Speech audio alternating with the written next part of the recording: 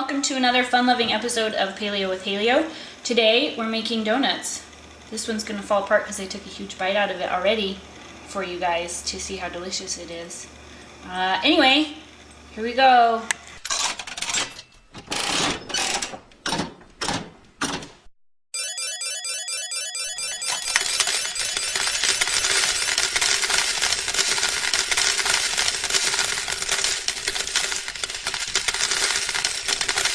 Alright, so, I'm going to go ahead and start by mixing my dry ingredients together. Once I'm done with that, I'm going to mix up my wet ingredients, which are over here. And I separated my eggs, which you're going to want to do for this. So, it's a pinch of salt, not the whole thing. I almost dumped that whole thing in there. Salty donuts. Chocolate salty donuts. That reminds me of South Park. Anyway, alright. So while I'm mixing all of this together and getting my wet ingredients together, which will go in separately, I'm going to beat some egg whites into stiff peaks. That takes a little while, not too long. If you don't have a stand mixer, you can use a hand mixer. So I'm going to get started with that. And you keep an eye on the camera, or the video. Keep an eye on the video. Got it. Ready? Here we go.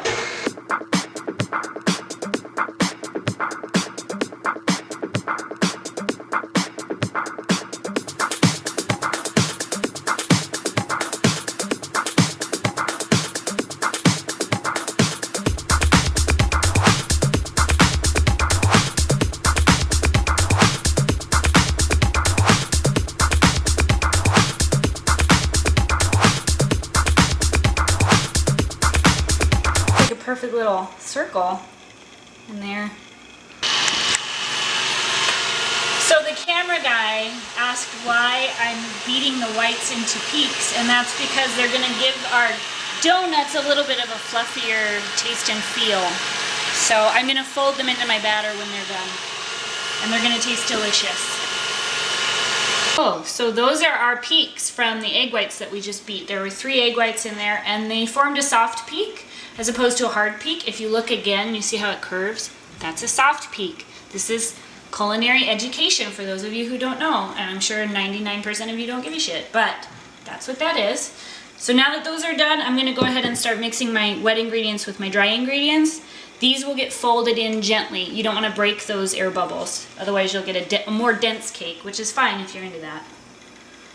Here we go.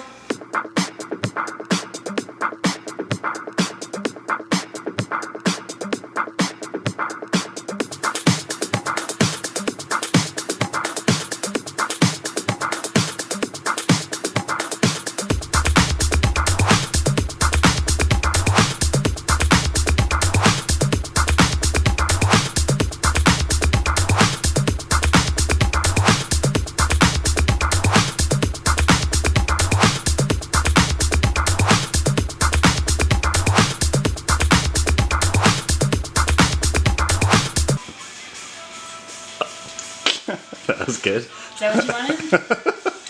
Alright. Tastes a little bit like chocolate. Go. So I have my greased donut pan, and I'm going to go ahead and start putting the batter into my donut pan. Use whatever vessel you like. I'm just going to get it in there. I'll probably have too much batter, so that's why I have my tiny little baby donut pan, which I also greased.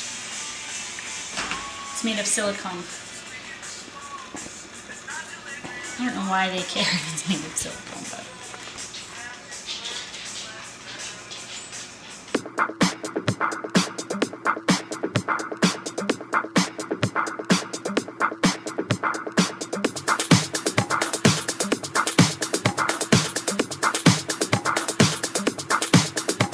If you have a donut pan, that's awesome. If you don't, I think this was like 10 bucks. I got it on Amazon.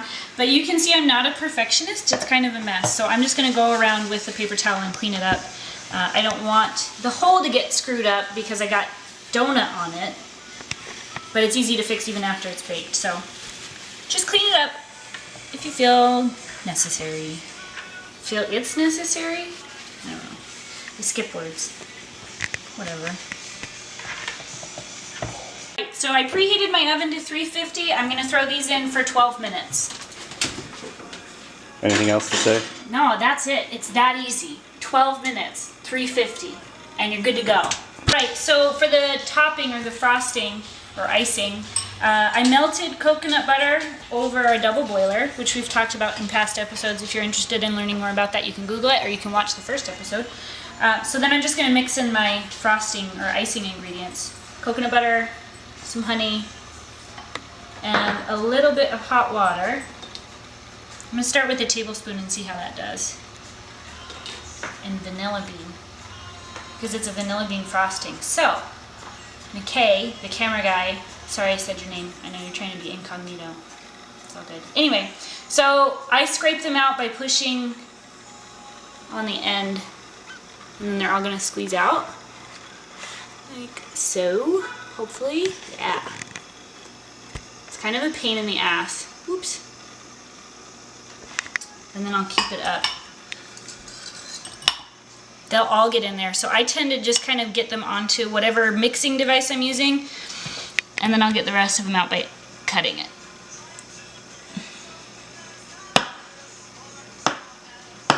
Hopefully.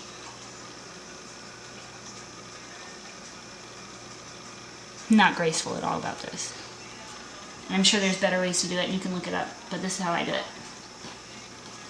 Try again. Sorry. Sorry, Mckay.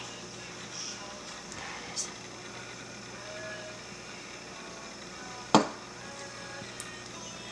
Can you just speed this part up? There we go. See? All of our vanilla beans are in there. So,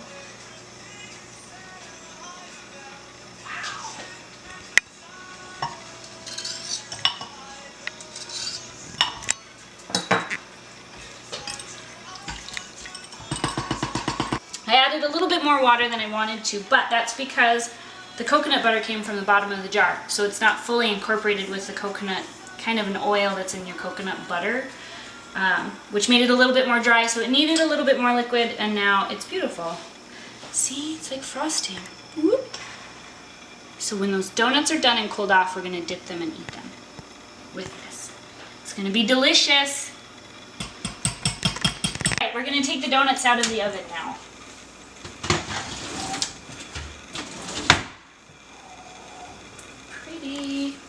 Aren't they pretty? They're beautiful. I'm going to cool them off on a wire rack so they get really, really cool. These will cool in the pan for a little while, probably like 10 minutes. Follow your manufacturer instructions on the donut pan that you own to do this. That's all I have to say about that. So I got my donuts out of my respective pans. It was a little troublesome, but it worked out okay. I wanted to show you an example of a donut that I put donut over the hole, and I'm just gonna like pop the middle out. So if you get too much batter in, that's how easy it is to fix. Cute, right? So now we're gonna frost them and make them look pretty. You can frost either side, like the flat side or the round side. I like to frost the flat side, it's easier. So here's my frosting. I'm just kind of gonna do like that and then spread it around. See?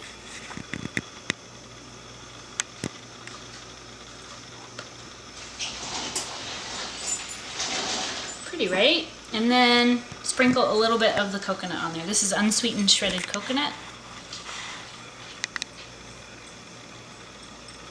And that is a donut. So those are our Paleo chocolate donuts with coconut frosting or icing. I hope that you get a chance to try them out. They really are delicious, and really appreciate you stopping by. I hope that you leave a comment, feedback, let us know how we're doing, and we'll see you next time. Bye! Okay, we're all done. Okay.